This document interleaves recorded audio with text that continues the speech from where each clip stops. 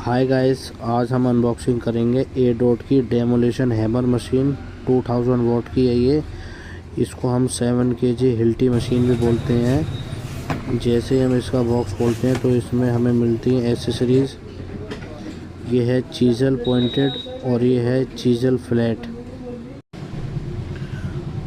तो चलिए दोस्तों देखते हैं और इसके अंदर हमें क्या क्या देखने को मिलता है। ये आ गई हमारी हिल्टी मशीन जो कि 7 kg होती है। ए डॉट कंपनी के दोस्तों ये आती है 100% कॉपर में। अब इसको हम ऑन करके देखते हैं। ये इसकी बिट है। इसको लगाने का तरीका ये है, पहले तो इसको ऊपर से लेके नीचे की तरफ खींचो और इसको बिट को फंसा दो। ये बिट इसमें टाइट हो जाती है। और फ्रेंड्स, आपको ध्यान रखना है हमेशा जब भी यूज़ करें, इसको यूज़ करने से पहले इसमें ग्रीसिंग ज़रूर करें। Thanks for watching.